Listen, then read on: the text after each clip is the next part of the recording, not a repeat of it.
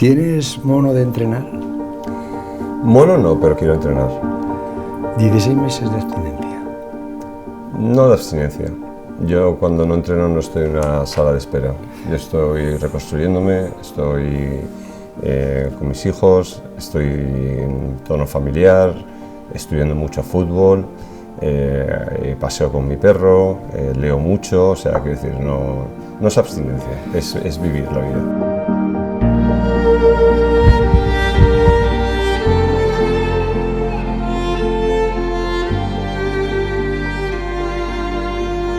Pero no tienes representante. No tengo representante. Bueno, ahora sí. Ahora sí, anda. He firmado por la agencia de David Villa y de hecho se hará oficial en la semana que viene. Quique, cuando no llegan ofertas o no llegan las ofertas que uno quiere, uno termina por bajar el nivel de exigencia. No es así en mi caso. O sea, yo no tengo la sensación de teléfono parado. No he tenido esa sensación. O sea, porque el año pasado claramente dije que no iba a entrenar, dije que no estaba disponible. Es muy duro decir que no estás disponible cuando estás sano, cuando estás bien, cuando estás... ¿Por qué? Porque sí, porque la gente piensa que te estás desenganchando de... No, pero de ¿por tu qué no profesión. quisiste entrenar tú? Porque he estado cansado los últimos 3 años. He hecho cosas a las que no estoy acostumbrado. O sea, no es lo mismo entrenar para construir que entrenar para atajar. Y yo he entrenado 3 años para atajar. En Getafe, a coger atajos, y no me gusta. Y en Sevilla, a coger atajos, y no me gusta. Es una profesión muy distinta, la de salvar equipos, a la de construir equipos. Claro, no es lo mismo educar que salvar, ¿no? No tiene nada que ver. Y es ingrato. ¿Quema más? Es muy desgastante. El fútbol actual es muy exigente y esa faceta en concreto es muy desgastante. Por lo tanto, lo único que intento es subir el nivel de lo que quiero hacer y con eso esperar la oportunidad. Y el Quique Sánchez Flores que pasea en bicicleta con sus hijos, que pasea el perro, que lee, ¿ahora con quién ve el fútbol? Bueno, es imposible verlo solo, lo veo con mis hijos siempre, o sea, me abordan, o sea, me revientan el teléfono. Papá, además tengo 3, de los cuales 2 les encanta el fútbol, y Pablo y Quique constantemente. Ayer cenamos otra vez viendo la Champions, exactamente la Multi-Champions, y cenamos juntos y hablando, y es súper constructivo. ¿Quitas el volumen de la televisión o no? ¿O te tragas los comentarios? No quito el volumen. No quita el volumen. No, me parecería anti todo, no, que va. Me parece que va junto, va unido, no puedes ver el fútbol en silencio. ¿Y escuchas muchas incongruencias cuando escuchas las transmisiones? No, ¿Te fijas en eso o no? Me fijo, pero vemos un fútbol diferente. Yo veo un fútbol diferente. Yo cuando estoy viendo fútbol, yo veo un tablero de ajedrez y a veces tengo que hacer esfuerzos importantes para poderlo ver como un aficionado y divertirme sin meterme en la piel del entrenador. Y en cuanto a los comentarios, yo te diría que el comentarista, el analista, tiene que hacer un esfuerzo para intentar hacerlo fácil lo que viene siendo muy difícil, porque hoy en día los entrenadores tenemos mentes muy sofisticadas, demasiado sofisticadas. ¿Y notas temor en los comentaristas a decir lo que tú estás viendo? Porque a lo mejor lo están viendo como tú. Pero cuando eres comentarista, tú también has sido comentarista. Sí, me siento muy parte de lo que hice. Sí, me hice yo lo de me encantó. Y se siente, porque la libertad es muy cara. Sí. Decía Luis Aragonés que incluso los que la pueden pagar no la pagan. Pues hay que ejercerla y hay que gastarse mucho alma en la libertad y para decir lo que piensas, lo que ves. Yo creo mucho en la libertad y creo mucho en la disciplina. La disciplina, lejos de que nos ate, nos hace libres. O sea, yo siempre he pensado que cuando eres disciplinado puedes volar, puedes irte, puedes alejarte de la disciplina, que tendrás siempre un lugar donde volver. ¿Y los arbitrajes? ¿Los arbitrajes se ven de la misma manera cuando eres entrenador que cuando estás viéndolo con tus hijos?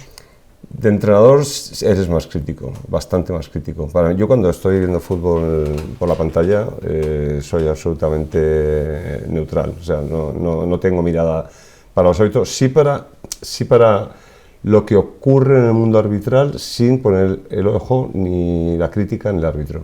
pero a mí, tal y como se mueve ahora mismo el VAR y para lo que yo pensé que iba a ir y hacia dónde ha ido, a mí eso me deja un poco indiferente. ¿En qué te ha decepcionado el VAR? Mira, yo esperaba, cuando el VAR nace, yo esperaba que el VAR se convirtiera hasta un pequeño espectáculo dentro del espectáculo. O sea, a mí, por ejemplo, el ojo de halcón del tenis, lo veo como un espectáculo dentro del espectáculo. Sí, porque es el que te asegura.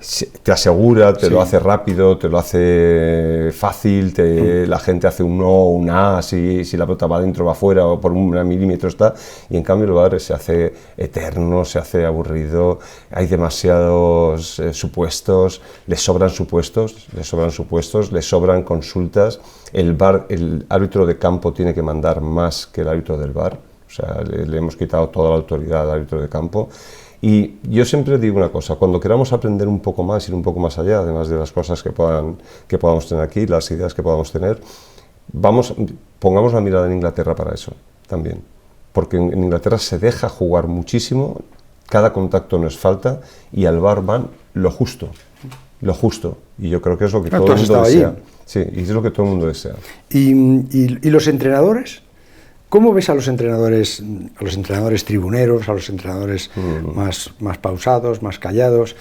¿Cómo los ves? Esto es como el folclore, o sea, al final todo tipo de carácter va bien dentro del entrenador, o sea, está bien, o sea, todos los entrenadores son ¿Pero a ti cómo te gustan? Adaptables. Si tú fueras presidente, ¿qué tipo de entrenador? Bueno, es que el entrenador en general hoy en día requiere mucha sofisticación, la tecnología ha cambiado mucho. ¿Cada equipo necesita un entrenador distinto? Sí, ¿no? O cada momento de un equipo. Sí, no, porque los clubes, tú puedes estar en el Madrid, por ejemplo, que vemos en el Madrid. Mourinho, un tío súper dinámico, súper fuerte, con un carácter brutal. Luego viene Ancelotti, no tiene nada que ver. Zidane tiene que ver con Ancelotti, no tiene que ver con Mourinho. Luego de repente tiene otros entrenadores. Es que al final yo creo que todo vale, y a mí me daba mucha cosa cuando decían, no, es que este entrenador no tiene carácter. Eso a mí sí que me da un poquito de rabia. Este entrenador tiene carácter, este no tiene carácter. O sea, no puedes medir a un entrenador por el carácter o el carácter. Porque si no, José Ramón, Zidane y Ancelotti, ¿qué habrían sido? ¿Los psicólogos del Madrid? Sí, claro. Fíjate todo lo que han ganado. Muy bueno, es que son entrenadores muy buenos. Bueno, pero también ganó Rijkaard con el Barça. Por eso, claro. Claro, es que depende del coche que lleves, así lo vamos a ver, ¿no? Yo quiero ver cuántos de las primeras figuras habrían salvado al Granada o habrían salvado al Levante, ¿no? Bueno, claro, es que el motor... Me gustaría verlos también en lo que tú hablabas antes, en los que sacan de la UBI. Totalmente. ¿Cuántos salvas tú de la UBI? Porque claro. sí, es muy bonito hacer la cirugía estética y dejarles guapísimos, pero salvarles de la UBI, Eso es lo más complicado. Eso es lo más complicado. Y en estos últimos días, estos últimos meses, desde que ha comenzado la Liga, ¿qué entrenador hay del que tú hayas aprendido? ¿Que hayas visto alguna cosa que te haya gustado? Yo me fijo en muchos, o sea, y no tiene que ver con el equipo en el que entrenen, si es más arriba, más abajo, yo me fijo bastante. Y me estoy fijando mucho en lo que está haciendo Xavi, me interesa mucho lo que está haciendo Xavi, porque como tiene que dar una vuelta, no de campana, pero tiene que dar una vuelta a lo que está manejando, me está interesando mucho. Y hay que atreverse. Sí, pero bueno, este tipo es élite pura. ¿Le conoces a Xavi mucho? Sí, y además siempre que cuando yo estaba entrenando Atlético Madrid y Valencia y él estaba ya en Real Madrid, etcétera, etcétera, siempre nos ponía bien. Cuando íbamos a jugar contra ellos, como entrenador, a mí siempre me ponía bien. Siempre decía, no, es que Quique es un entrenador muy serio, que maneja bien la táctica, que no sé qué, pone los partidos muy difíciles. Eso siempre, por lo cual siempre está muy agradecido. Pero lo sigo y él lleva un criterio muy continuo, un criterio muy serio, y a mí me gusta lo que hace, Y mascando todo esto, mascando todo este fútbol que tú tienes, ¿te vas a la cama todos los días deprimido por no entrenar o ilusionado por entrenar? No, deprimido en absoluto. Ya digo que para mí la vida no es lo que pasa cuando no juego al fútbol, es que para mí el sentido de la vida es otro. O sea, el sentido de la vida, yo no recuerdo ya la película de los Monty Python, pero a mí el sentido de la vida es otro, no es solo el fútbol. O sea, el fútbol es muy importante en mi vida, ha sido lo más importante en mi vida. Pero hoy en día es algo fantástico, necesario, me gusta, me encanta, me metaboliza, el fútbol me metaboliza, mi cuerpo cambia con el fútbol, funciona mucho mejor, o sea, no me inflamo, yo cuando no entreno a veces me inflamo, no sé de qué, como 4 cosas y me inflamo y digo, pero ¿qué pasa? ¿Qué está pasando? Que me falta el nervio del entrenador, me está faltando eso, pero eso no significa que no sepa, con los años yo voy valorando mucho más el tiempo que la gente se obsesiona tanto con el tiempo, pues yo para el tiempo lo veo de una forma muy diferente. No sé, para mí el tiempo no es el reloj, para mí el reloj acompaña al tiempo y lo que pasa somos las personas y nosotros somos los que caducamos. Entonces, como caducamos, yo quiero aprovechar mi paso por aquí. Y mi paso por aquí está en el fútbol en gran cantidad, en gran medida. No se podría cuantificar cuánto tiempo le he dedicado al fútbol y le seguiré dedicando. Pero y familia, y hobbies, y amigos, y conocidos, y tantas cosas que me apetecen hacer. ¿Y no quiero utilizar la palabra depresión, ¿no? Sí. Pero qué se extraña más? ¿El trabajo, el entrenamiento o el foco mediático de estar ahí? No, el foco mediático, de verdad, y con todo el respeto a la profesión, porque además es que aprendí tanto en los medios de comunicación y tengo tantos amigos y sigo consumiendo. Yo consumo televisión, consumo radio, sé que normalmente siempre deporte, pero vamos, consumo mucho, pero a mí el foco, como comprenderás, me sobra absolutamente. A mí me encantaría. Yo lo peor que tengo en mi vida es no haber sido anónimo, nunca. Porque mi carácter es tímido, mi carácter no... Ahora hablamos de eso. No, es que claro, es que tú naces siendo famoso. Claro, pero a mí el anonimato es lo que más me hubiera gustado en mi vida, por lo tanto yo cuando no estoy entrenando no puedo echar de menos el foco, ¿no? Imposible. Echo de menos levantarme por las mañanas temprano, que no me levanto tan temprano cuando no entreno, súper temprano, tener que proponer entrenamientos, ver una construcción de un equipo, ver el desarrollo individual y colectivo de un grupo, conseguir objetivos de un club, llevarme bien con la gente, o sea, a mí todo eso sí que me da vida. Se recupera la vida privada cuando estás sin trabajar. Sí, debo decir que cuando entreno no tengo vida. Es cierto, eso es una realidad. No, el último caso fue en Sevilla y en Sevilla decidí que me quedaba en una habitación de 25 metros, porque además las habitaciones, yo soy muy friolero y a mí no me gustan las habitaciones grandes en los hoteles, nunca las he tenido, siempre he querido las más pequeñas y me quedé en una habitación de 25-30 metros cuadrados y me quedé mi mesa, mi ordenador, la cama aquí al lado, un frigorífico que me daba aquí en la cabeza y tal, y me pasaba las horas así, o sea, salía de estas 7-8 horas en la ciudad deportiva y me metía otras 4 o 5 a trabajar en la habitación. Y pasé así 6 meses de mi vida y la gente me decía, pero no sales de ahí, no quieres estar en otro sitio, en un apartamento, en una casa y tal. Digo, no, es que no tengo tiempo. No tengo tiempo. Aquella infancia de niño, no voy a decir privilegiado, pero niño especial. El hijo de un jugador del Real Madrid de las 5 Copas de Europa, Isidro, y el hijo de Carmen Flores, la hermana de Lola de España, de Lola Flores. Lola de España la llamaba Luis. Sí, qué bien.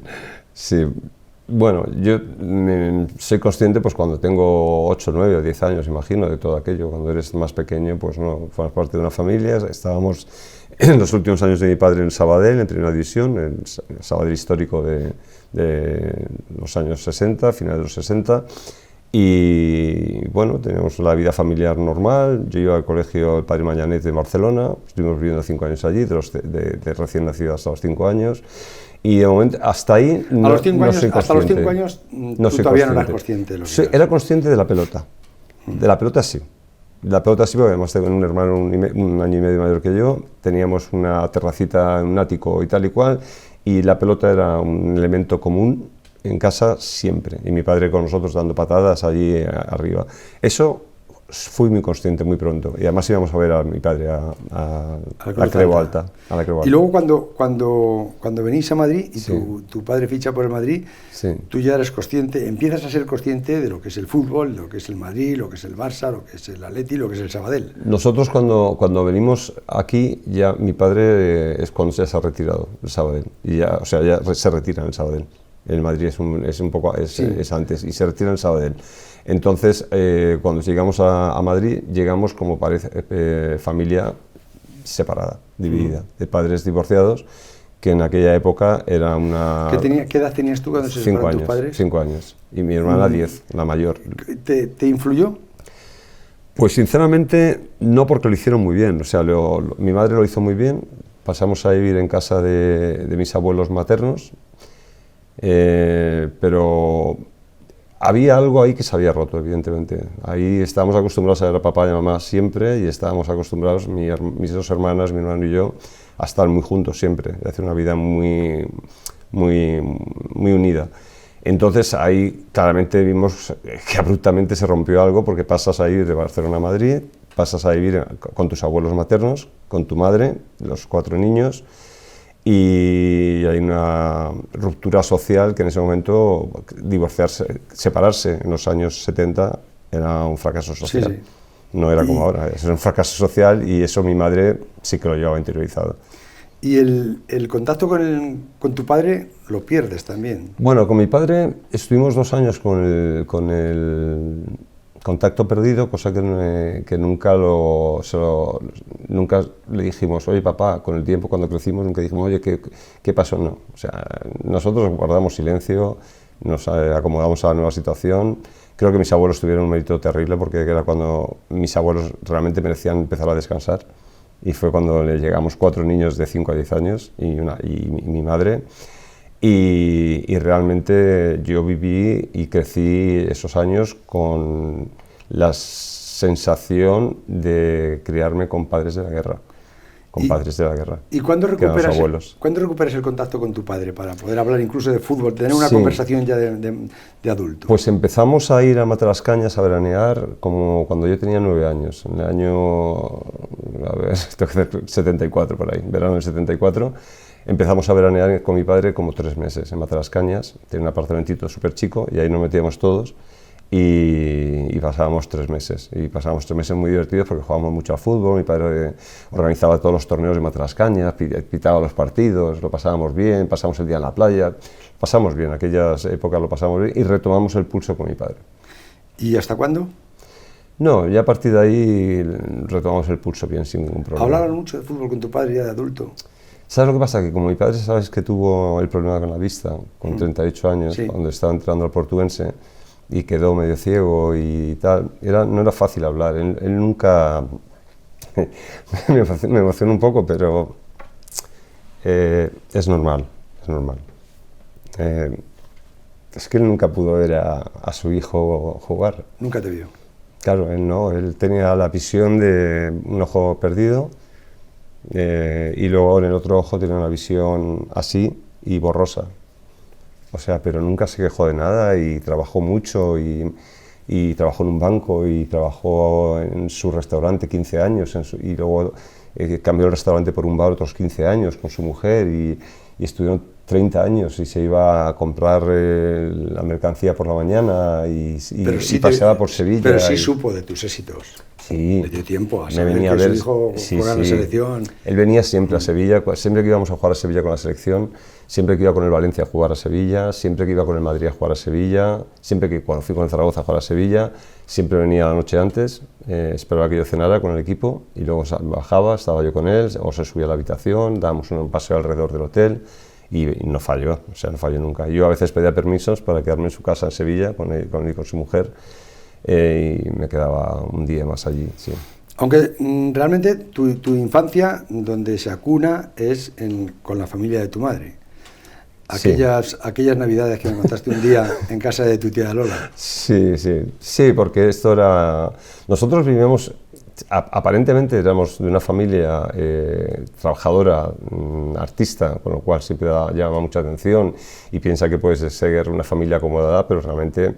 La parte realmente que había sido muy prolija era la parte de mi tía, o sea, mi tía Lola, mi tío Antonio, sus hijos y tal. Nosotros estábamos viviendo con nuestros abuelos en una casa que pertenecía a mi tía Lola, y nosotros vivíamos 7 personas en 90 metros cuadrados, y éramos súper felices. Eso sí que es verdad, la felicidad la teníamos por bandera, pero que realmente era esa relación y nosotros para ver a Antonio, para ver a Rosario, tal, normalmente teníamos que ir a su casa, a María de Molina, y allí pues pasábamos tardes los sábados, nos íbamos al cine con Antonio, mi hermano y yo con Antonio, y mis hermanas con Lolita y Rosario. Antonio era 3 o 4 años mayor que tú, ¿no? Sí, Antonio debería tener ahora 63 años, debería tener, sí.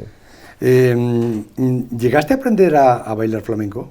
Bueno, ¿no sabes lo que pasa? Que nos daba una vergüenza terrible a mi hermano y a mí. Mi hermano y yo teníamos la vena futbolera adentro y nos gustaba eso y no éramos artistas, realmente no nos fluía el arte. Y era muy duro porque cuando llegábamos a casa de mi tía, resulta que, claro, empezaban a llegar artistas de un nivelazo brutal, nosotros con 8, 9 o 10 años, y mi hermano y yo nos mirábamos y pensamos, ostras, Quique, Isidro, que aquí dentro de 2 horas nos toca bailar. Porque nos obligaban a levantarnos y a bailar solo nosotros, esa parte. Y decía, esto va a ser un martirio, y teníamos 2 horas o 3 de martirio pensando que delante de esos artistazas tenías que bailar y pegarte unos pases. Y decía, bueno, pues nada, y lo teníamos que hacer. ¿Y a tocar la guitarra? No, nunca fuiste la guitarra. No, me encantó la idea de poder tocar la guitarra, pero nunca lo hice. Tú tocabas mejor el balón. El balón se me daba bien. Yo recuerdo un año que nos fuimos a vivir a Sevilla con mi padre, en el año 78, después del Mundial de Argentina. Ese verano nos quedamos con mi padre otra vez en Sevilla y nos quedamos a vivir con él un año en Sevilla. Fuimos al Colegio Portaceli en Sevilla. Entras a jugar en los infantiles del Real Madrid primero, ¿no? Sí, torneo social. En torneo social estábamos los enchufados. Que cada equipo era el nombre de un jugador, ¿no? ¿El tuyo quién era? Y estábamos los enchufados. El mío era, unos años fue el del Bosque y otros años fue el Macanás. El Macanás, el Macanás. Sí. Macanás. Sí. Y bien, estaba bien porque ibas los sábados, no entrenabas durante la semana, eso lo hacíamos en el colegio, jugábamos en el colegio muchísimo en la calle, como se jugaba en aquella época. Pero sí, íbamos los sábados al torneo social, recuerdo que quedaba lejísimos. O sea, nosotros vivíamos en la calle Povedilla, que es una calle muy pequeña que va de Doctor Esquerda a Fuente del Berro, muy cerca del Wizzing. Y teníais que coger el metro hasta la Plaza Castilla. Y cogíamos 800 metros con mi abuelo hasta la Plaza Castilla. Yo creo que tardábamos 2 horas en llegar, te lo prometo, ¿eh? Años 70, yo creo que tardábamos 2 horas en llegar. Hacíamos y luego un montón de la Plaza Castilla transbordos. andando hasta la Ciudad Deportiva. Justo. Ese era el trayecto 2 que hacíamos. kilómetros. Hacíamos un montón de transbordos y mi abuelo... ¿Y tu abuelo hombre con tu hermano y contigo? Pues sí, y con mi abuelo, que era un fenómeno. ¿Le gustaba mucho el fútbol? El abuelo Pedro sí, siempre nos decía, ojalá fuera un día en un campo de césped. Ojalá no nos vio nunca. No murió cuando tenía 13 años y mi hermano 14.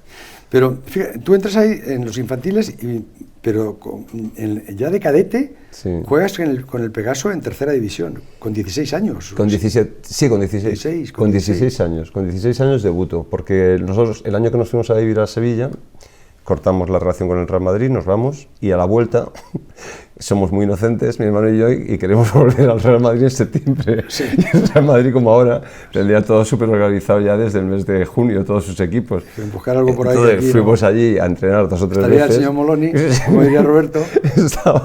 Estaba aquello súper serio, era súper profesionalizado. Yo fui con unos tíos que me sacaban 3 cabezas todos, saltábamos unas vallas que eran más grandes que yo no podía, y yo le dije a mi madre, mamá, yo no voy a volver ahí porque primero están súper organizados, son muy buenos y yo no siento, yo lo que quiero es jugar, no quiero venir 2 veces a la semana, darme 5 horas hasta que llego entre ida y vuelta y no jugar luego el fin de semana. Por lo tanto, estuvimos 2 semanas yendo, nos dimos cuenta que no, y a través de Sara Di Stéfano, mi madre le buscó una prueba a mi hermano Isidro en el Pegaso juvenil. A través de Di Stéfano, de Sara Di Stéfano. Ah, de su mujer, sí, de Sara. Sí, porque la Sara mandaba más Alfredo. Porque el primer equipo lo entrenaba Mateo. ¿Te acuerdas? Claro, Fifirichi. Sí, de Cádiz. Sí. Fifirichi, entrenaba el primer equipo. Sí. Y entonces llamaron a mi hermano una semana para hacer un partido de jueves. Hizo el partido, me llegó a casa y dice, me han cogido, quieren que vuelva y que me quede. Entonces mi hermano dijo, yo tengo un hermano. Tengo otro hermano. Y a la siguiente semana fui yo a probar, hice el partido, me acogieron y nos quedamos en el Pegaso juvenil. ¿Y jugabas de delantero? No, de delantero jugaba de muy pequeñito. De muy pequeñito en los torneos y eso que jugaba de por pequeño ahí. Ninguno quiere ser defensa. Sí, ¿verdad? Y a mí sí me daba bien meter goles y yo jugaba arriba, era muy pillo y yo jugaba arriba y metía goles. Y sí. ¿Y aquí en el Pegaso de qué te ponen? En el Pegaso cuando llego de interior. Juego de interior, derecho. Juego de 8. De interior de 8. Era fino, de medio cabo para adelante, como decía Valdano. Jugaba como un interior, como un centrocampista y tal y cual. Y y se me daba bien, veía bien el fútbol y jugaba bien. No tenía mucha arte para defender entonces, no había aprendido el oficio y me empezaron a poner de 8. Pero el entrenador de juveniles, Miguel Ángel Camarero, que era muy listo, me puso enseguida, los 3 o 4 partidos me puso de lateral derecho. Y firmas por el Valencia, con 19 años. Sí. 3 años después. Años, sí. ¿Aquello cómo fue? Pues tú imagínate lo que es firmar por el club de tu vida. O sea, yo es que soy valencianista desde que tengo uso de razón. ¿Pero por qué? Pues porque en el año 70, cuando tengo 5 años, Alfredo Di Stéfano, que es mi padrino, y al que yo idolatro, le hace campeón de liga. Le hace campeón de liga, en el 70-71. Y entonces yo idolatro a Alfredo, Sara nos manda balones firmados por el Valencia, bufandas, camisetas, y yo, vamos, lo cuido todo como si fuera esto oro, en paño. Y soy muy valencianista, entonces que te llame tu equipo. Me llamó además cosas del destino, José Ramón, tú sabes, porque el destino puede variar mucho en función del camino que cojas. A veces el destino nos da, sí. Es un cruce malo o bueno que coges. Sí. Y a veces en las variantes pues está tu propio sendero. Entonces, al final, el año anterior, cuando había debutado, como tú decías, con 16 años, pues yo era internacional juvenil, con la selección juvenil de Pereda, y jugaba. Y entonces, cuando acabo esa temporada con 18 años, me llama el Mallorca de Contesti. ¿De Miguel Contesti? De Miguel Contesti. Y se pasa todo el verano llamando a mi madre a Puebla de Farnals, un pueblecito de Valencia donde estaba con mi madre veraneando, porque ella hacía galas, hacía giras todo el verano y tenía su sede ahí, y alquilaba un apartamento. Y se pasó todo el verano llamando a mi madre, no, Quique, que tiene que venir, que no sé cuánto, que no sé qué. Y yo, no, mamá, ya no, yo tengo 18 años. Además yo leía cosas, yo leía yo leía el Marca, yo leía cosas que pasaban y yo leía el Mallorca ficha a Izquierdo del Rayo. Izquierdo era un tiarrón, que yo había jugado con Izquierdo ese año el Pegaso Rayo Vallecano de Copa de la Liga y me pasaba por la derecha y por la izquierda. Digo, Izquierdo, no, yo no puedo competir con Izquierdo. El mismo verano, el Mallorca ficha a Zubiría. Sí, que estuvo en el Barça. No sé cuántos años en el Barça. Y la dura que tenía para rebañar sandías. Sí. Y el Mallorca recién ascendido, y yo digo, mamá, no van a poner a un chico de 18 años cuando han firmado estos jugadores. Digo, yo no voy. Tengo mi novia, tengo mis amigos, tengo mi colegio, tengo todo, tengo aquí, no voy a ir a Mallorca. Mi madre se enfadó mucho conmigo, luego ya menos, pero se enfadó mucho conmigo. Y me dijo una frase de mi madre que me dijo, el tren solo pasa una vez. Y yo dije, no es verdad eso. Esa mentalidad no la he tenido yo nunca en mi vida. Es que el tren pasa una vez, tú prepárate. Pero eso lo pensaba con 18 años, yo pensaba, tú prepárate. Y tren, ya hay muchos donde subirse. ¿Y te quedas en el, y me quedo, te quedas en Valencia? En el Pegaso. En el Pegaso. Pero luego ya con 19 es cuando... con 19 llega el Valencia. Ya había sumado otro año en tercera, yo ya me encontraba muy fuerte en tercera, ya eran 2 años de titular, y ya había jugado una Eurocopa con los sub-18 en Inglaterra. Ya nos habíamos enfrentado a Rusia, nos habíamos enfrentado a Escocia, a Inglaterra, ya estaba yo con Pardeza, con Sanchís, con Martín Vázquez, ya estaba yo en ese grupo de elegidos, con Fernando, con Giner, Era una generación muy buena. Sí, o sea, más tío. Y entras en el Valencia internacional. Sí, te cuento la semana, la primera semana que me llama la selección, qué miedo. ¡Qué vértigo! ¿Por qué? Porque, mira, yo siempre he pensado que las cosas que te van sucediendo, al final, la pasión te la marca el hecho de que vayas superando metas o vayas superando obstáculos sin que tú te des cuenta. Yo creo que la pasión está en eso. Cuando piensas mucho en los objetivos y piensas estás calculando demasiado, estás racionalizando demasiado. Y cuando te dejas llevar por tu instinto que te lleva a tu pasión, ahí, cuando eres capaz de pasar las pruebas a través de eso, es como que hay pasión, eres capaz. Y a mí me pasó esta semana, la primera semana que me llama la selección española, es una semana que va a ser mi primer partido con 19 años en el Bernabéu. ¿Estaba de entrenador Miguel Muñoz? Estaba de entrenador, no. Miguel Muñoz en el Madrid no estaba. ¿Quién estaría en el Real Madrid de entrenador? En la 84-85... digo de la selección. Sí, perdona. Miguel Muñoz, sí. 84-85 sí, es la Eurocopa de Francia. Sí, totalmente.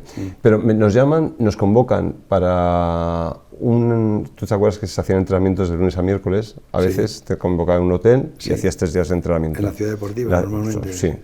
Entonces, pues de repente, semana que tengo que jugar en el Bernabéu. Ya es una semana que dices, vuelvo a lo que fue mi ciudad, sí. Vuelvo con mi equipo de toda la vida y vuelvo por primera vez a ponerme delante de 100.000 personas. Va a ser la primera vez delante de 100.000 personas. Un poco duro. Hay que superarlo. A los 3 días, un jueves, esa... ¿Tenías 20 años? 19 años. Sí, 19 años. A los 3 días salen las noticias en prensa que Miguel Muñoz estará viendo el partido en directo. Digo, bueno, vale, otra cosita que hay que asimilar, que va a estar el seleccionador viéndote en directo en tu primer partido en el Bernabéu. Y luego, el día del partido, da la alineación el entrenador Roberto Gil, que era fantástico, y me pone de 8. Me pone a jugar en el Bernabéu de 8. O sea, que yo era 2 y estaba jugando de 2 todo el tiempo. Y de 8, digo, cambia mucho la película. O sea, a mí me gustaba ver el fútbol desde atrás, salir con la pelota, ver todo el campo, y de 8 la perspectiva cambia, que los ángulos cambian. Y otras exigencias también. Las exigencias también. Sí. Entonces dije, bueno, pues ya lo que me faltaba. O sea, el primer partido en el Bernabéu, jugando en una posición que no es la tuya, y encima con el seleccionador viéndote. Y mucha gente, imagino, viendo, a ver cómo será este hombre. Pues la afición del Madrid, imagino que algunos estarían pensando, bueno, pues vamos a ver si la llamado a la selección, a ver por dónde va este tío. Me salió bien, pero me mentalicé que debía hacerlo súper sencillo. Esa fue mi mentalidad para ese partido. Mi mentalidad fue, desde que supe que jugaba de 8, dije, no cometer errores. No cometas errores. Sé pulcro, no cometas errores, no te compliques la vida y pasa por aquí, no de puntillas, pero pasa así, de esa manera. Y bueno, y salió así.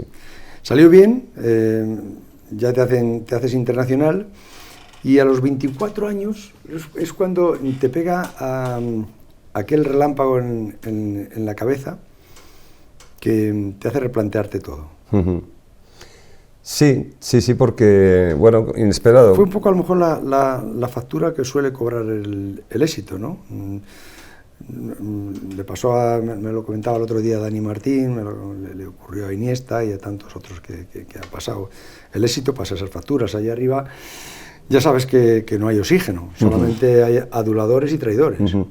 Sí, es que la gente piensa que solo te pueden cambiar la mirada de las cosas cuando pasan. O sea, cuando ya has llegado a tu fin, que dejas atrás de repente un tipo de vida, un tipo de mundo, un tipo de actividad, y creen que a lo mejor el golpe viene cuando has acabado. Cuando resulta que también puede ocurrir cuando estás asimilando o cuando vienen golpes que te acompañan. Yo me acuerdo que yo leía mucho a Paco Umbral y leía mucho a Antonio Gala en los 90, me encantaban. Y el éxito lo definió muy bien Paco Umbral, que dijo que el éxito era la masa gloriosa, y una vez que se va el éxito, detrás desaparece, una vez que se va la gloria, detrás desaparece la masa. No era mi caso. Y no queda nada. Pero no era mi caso. O sea, mi caso fue una suma de golpes, desde mi punto de vista, que se sumaron a la intensidad que llevaba la profesión. O sea, había muerto mi abuela en el 89, con la que me había criado muchos años, había tenido una separación de mi primer matrimonio, había muerto un amigo muy joven que fue difícil de asimilar, porque fue la primera vez que encaras la muerte, que la ves de cerca. Que puede llegar a la gente joven, que parece que eso solamente llega a los mayores. Sí, porque no lo piensas, cuando eres joven no piensas que te puede tocar. Y entonces fue una serie de que mi cerebro fue sumando una serie de acontecimientos sumados a la presión, me imagino, que puedas tener de tener que rendir en un equipo de élite.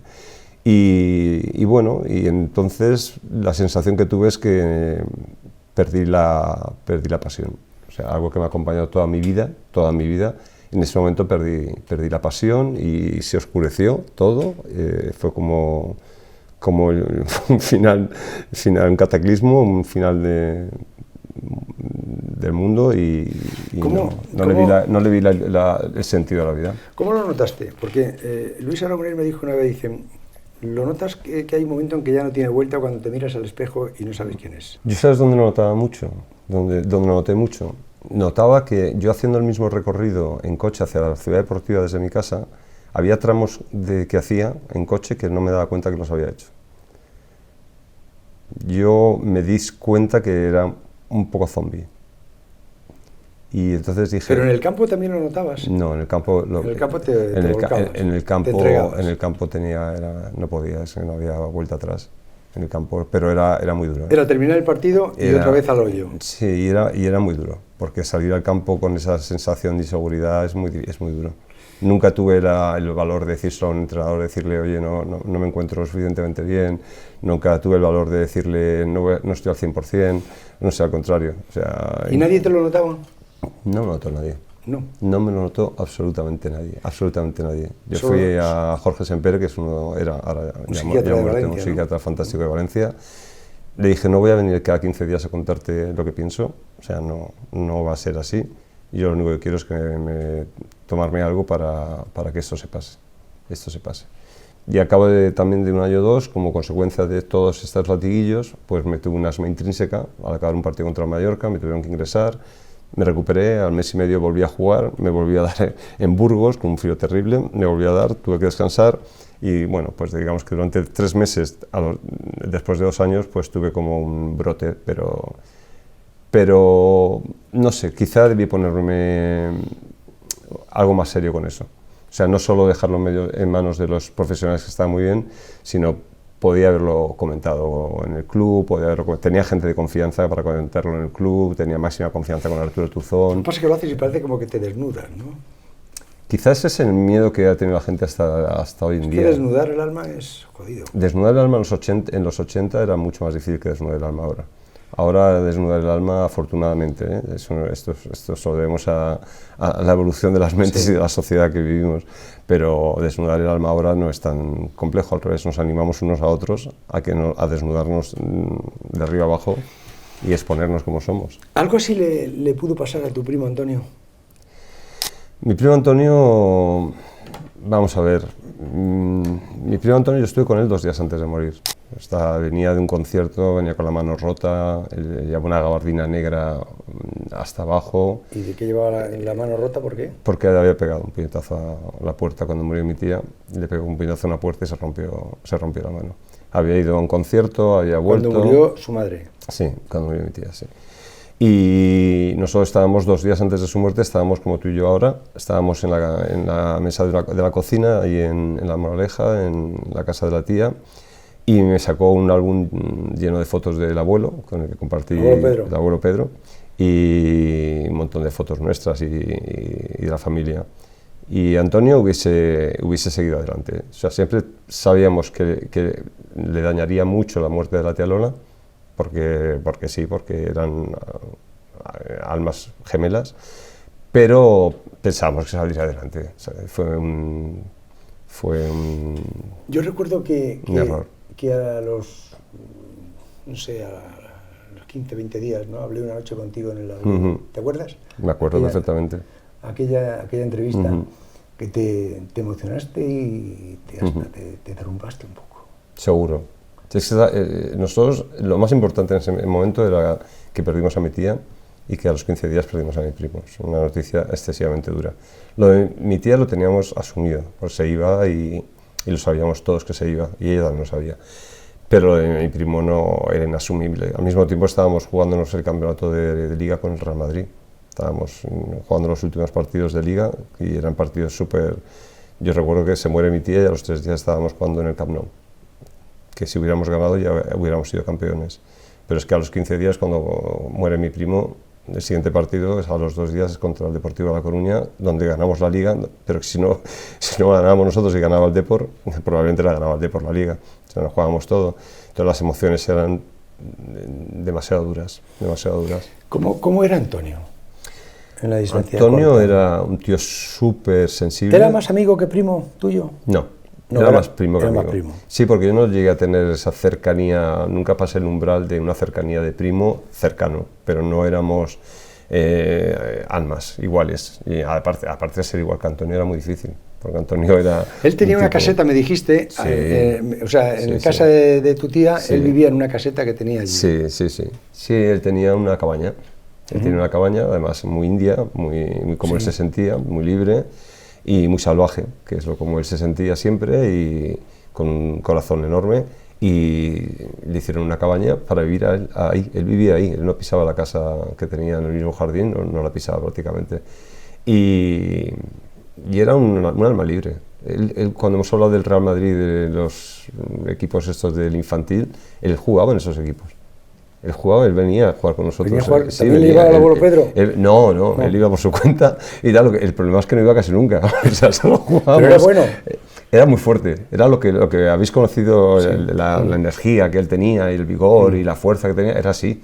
Ya tenía el cuerpo súper hecho, con 10 añitos ya tenía sus pechos así súper marcados, unas piernas y tal, era un tío muy fuerte.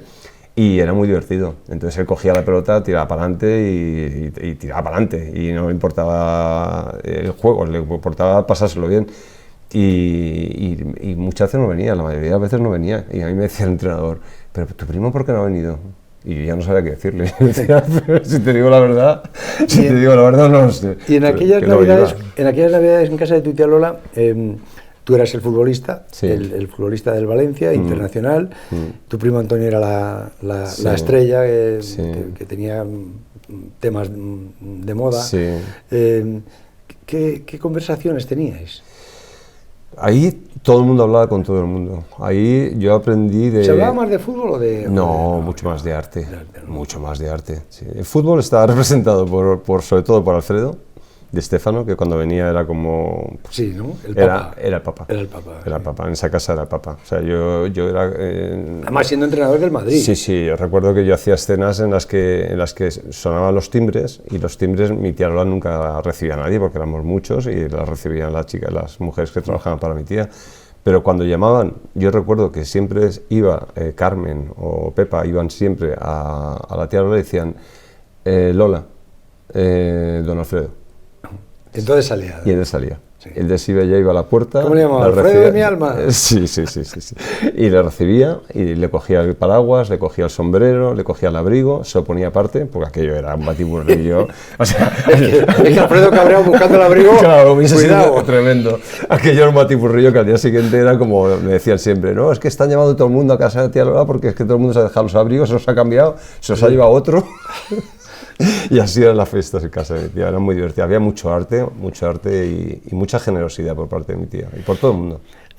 Tu última temporada en el Valencia termina con cuando el Valencia gana al Depor. En el último partido de la Liga. Justo, sí. Fue el penúltimo partido de Liga y ese partido lo jugamos en el campo del Depor. Y hacemos un partidazo sin venir a cuento, porque la verdad es que sin venir a cuento nosotros habíamos hecho una temporada de quedar séptimos, no éramos competitivos, y resulta que hacemos un partido extraordinario contra el Depor pierde su oportunidad. Algo tendría que ver el Barça, supongo yo. Seguro. Algo tendría que ver. Ahora que ya prescrito. Seguro, ahora que prescrito, seguro que tendrá que ver, como en tantos años que pasaban en aquellos tiempos. Como tuvo el Barça que ver en las que quitaron al Madrid, seguro, ¿no? Sí, en Tenerife, ¿no? Sí. Y bueno, a mí con el tiempo me da mucha pena, porque esa liga era para el Depor, esa liga era del Depor. Y la tuvieron la oportunidad, porque la verdad es que tuvieron un penalti para marcarlo, y se hicieron un lío tremendo con el penalti. La que paró González, el penalti que lanza Yuki. Pero se hicieron un lío tremendo. ¿Por qué? Porque salió del campo Donato, que era el tirador, le tocaba a Bebeto, que no quiso tirarlo, acabó en Jukic. Claro, acabó en Jukic. Acabó en Jukic y estos se hicieron un lío grande. Y además me parece que la tiró al centro casi, ¿no? La tiró al centro. Sí, la tiró, no sé, pero González, se la quedó, vamos. Se la quedó González, ¿no? Sí. Las tomas de decisiones, José Ramón, que te llevan por un lado o por otro. Y terminas esa temporada en el Valencia y fichas por el Madrid. Sí. El Madrid de Valdano. Sí. ¿Aprendiste mucho con Jorge? Muchísimo. Yo junto con Espárrago he sido entrenador del que más he aprendido. Yo con él aprendí más que en la Facultad de Ciencias de la Información. No me extraña. Te lo juro. No me extraña. Es que con Jorge aprendes constantemente. Y sabes que me gusta mucho. A ti también te pasa, que tú sabes escuchar.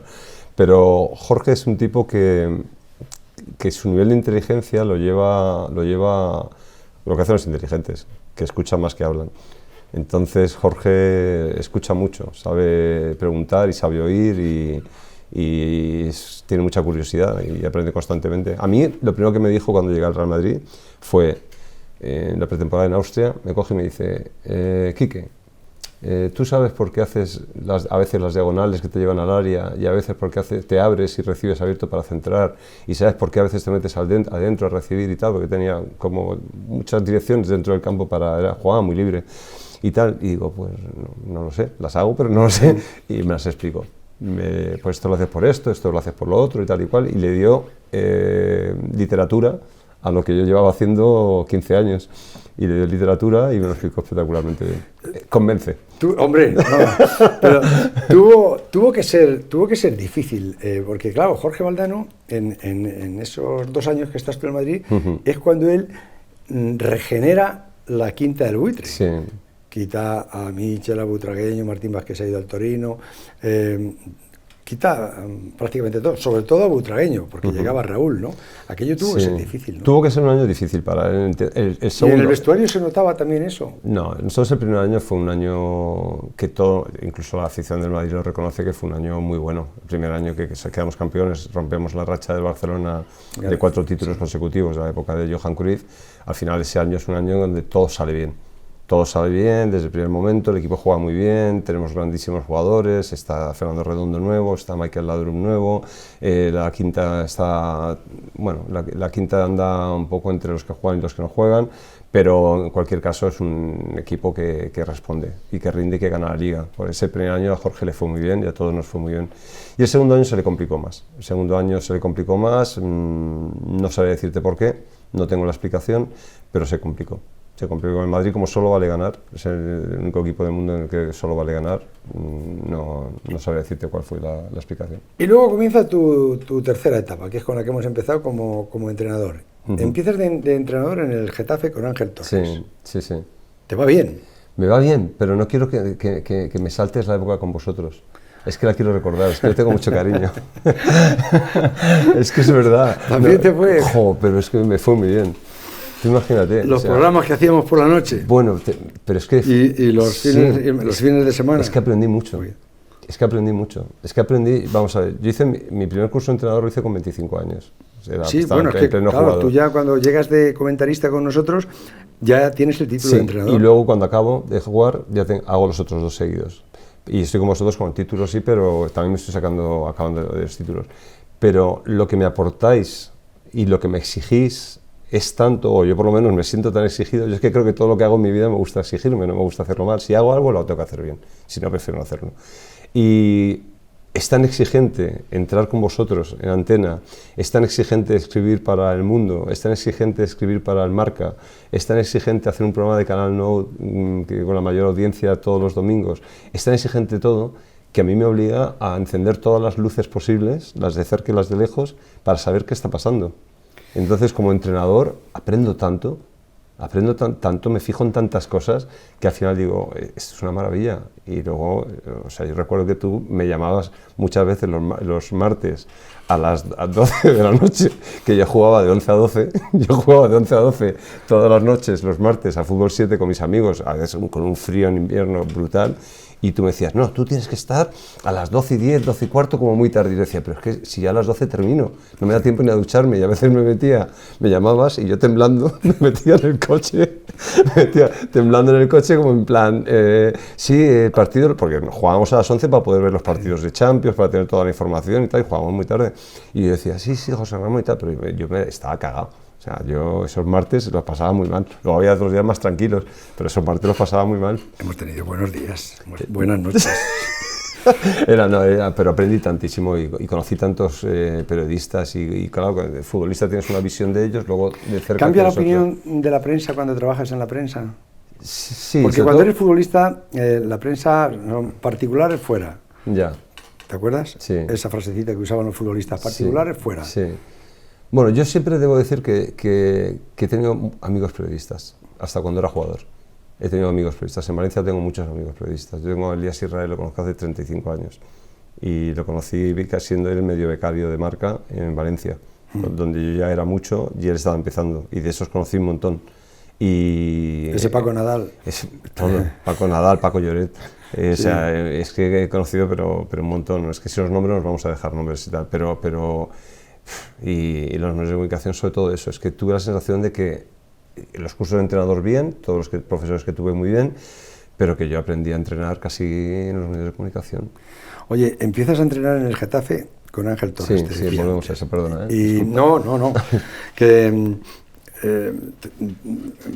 aquello te salió fenomenal, porque terminas metiendo al Getafe en Europa. Sí, yo solo había entrenado un año a la División de Honor del Real Madrid, nos había ido muy bien. Yo tenía claro por dónde iba a empezar la metodología y yo creo que estábamos funcionando bien.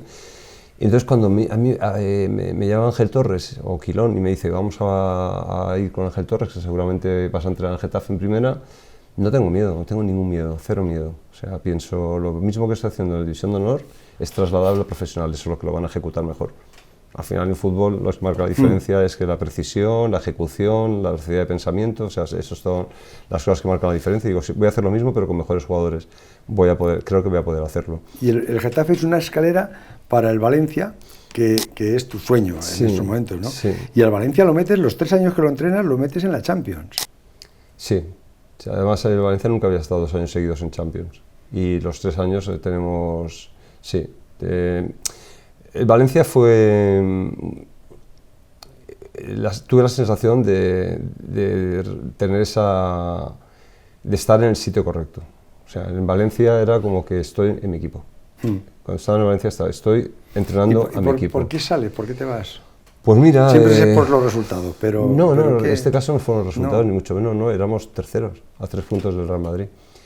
El primer año es muy bueno, tenemos de director deportivo a Javier Subirats, hacemos un equipo muy bueno, nos metemos toda la temporada segundos y acabamos terceros, porque el último partido el Real Madrid nos pasa y quedamos terceros, hacemos Champions. El segundo año hacemos cuartos, hacemos Champions también, hacemos otro año muy bueno, cuartos finalistas de Champions, además, o sea, nos elimina el Chelsea en el descuento. Y el tercer año, es verdad que creo que hubo un poco de confusión. Por ejemplo, mi primer año tuve una muy buena relación con Javier Subirats, el segundo año el presidente pone de director deportivo a Carboni, que es un jugador que yo no pongo a jugar el año anterior, la relación se estropea un poco, la afición se divide un poco en ese tema, y el tercer año el presidente me deja a mí y quita a Carboni. Creo que si a lo mejor deja a Carboni y me quita a mí, pues a lo mejor también hubiera habido algún problema. Quiero decir, pero mal. Me quedo debilitado en un equipo que va a jugar Champions, o sea, increíble.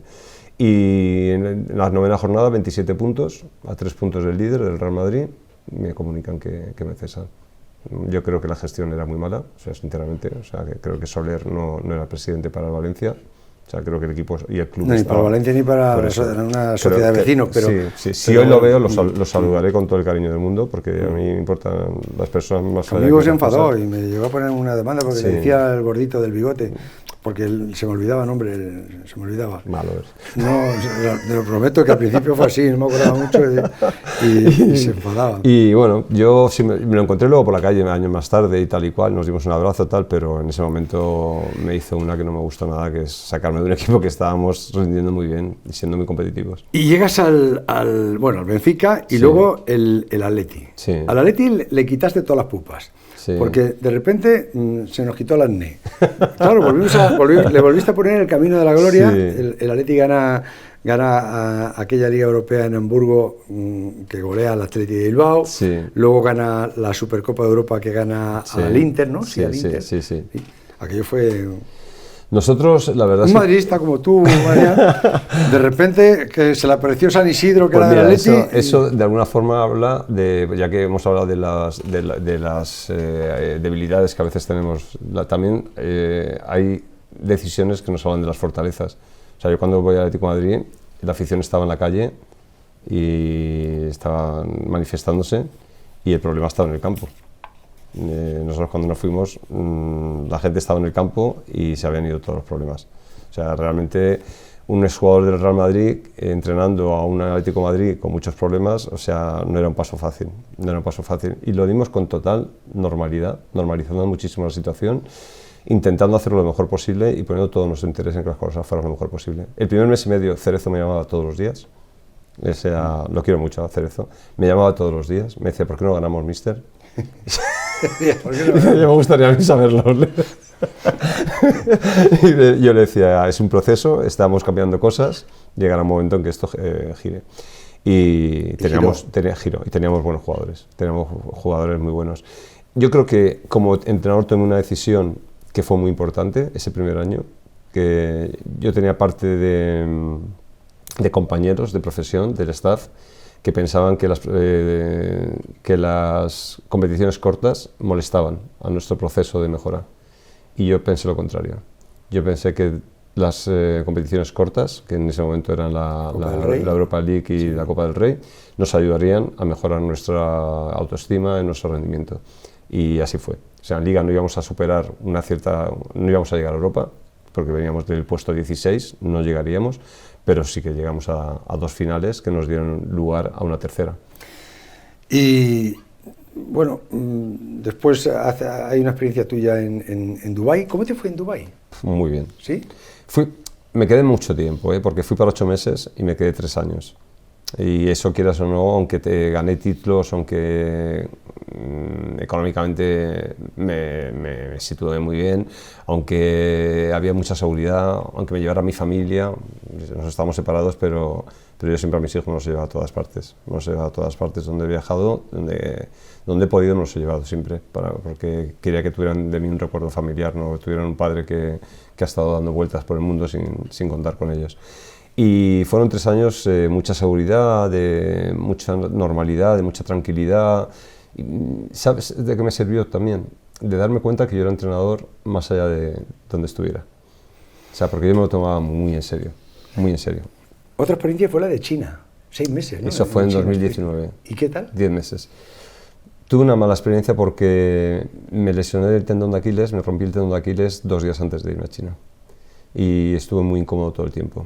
No es lo mismo entrenar con tu energía, no es lo mismo entrenar con tu movilidad, no es lo mismo entrenar con tu cerebro a estar medio inválido.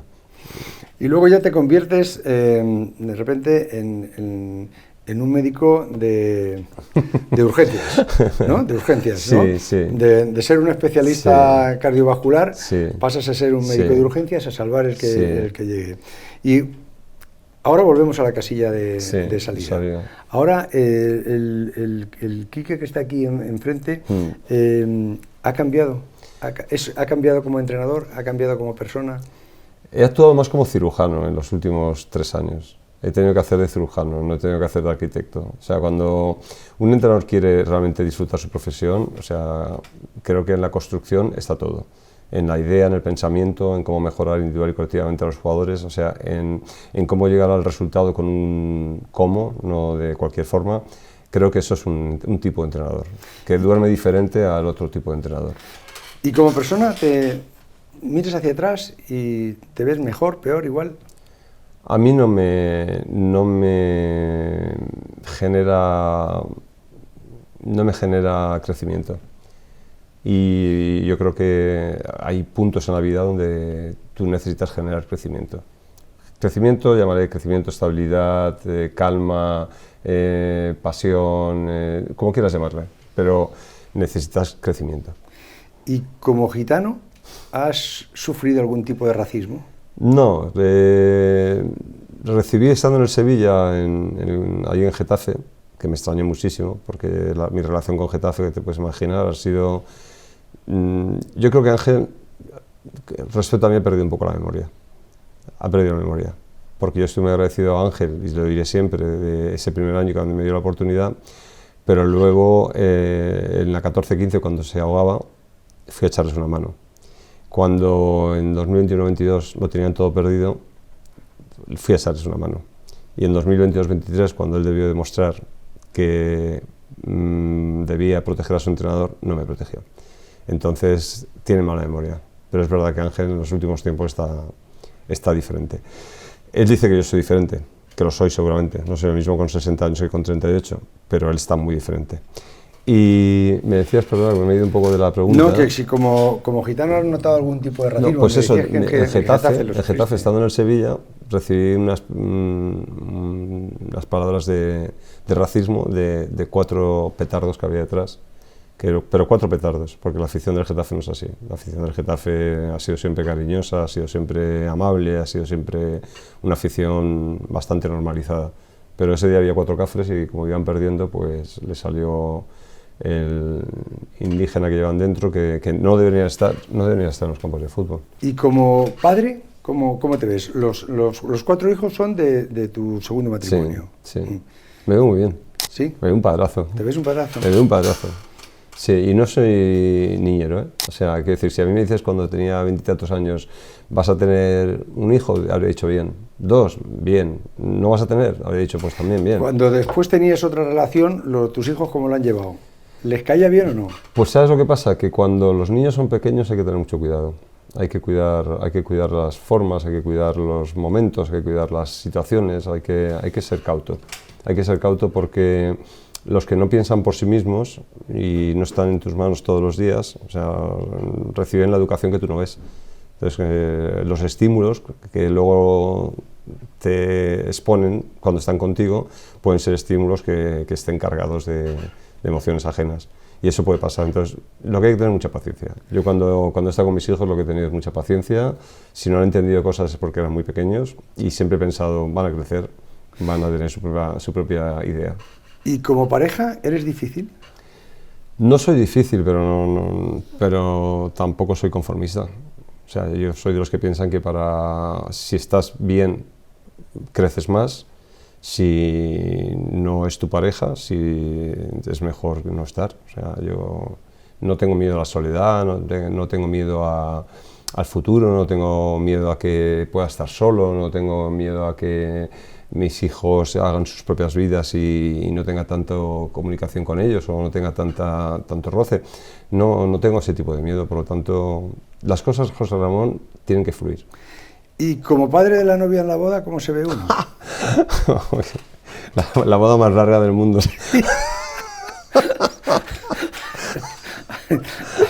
¿Estar allí todavía? Oh, ¡qué cansancio!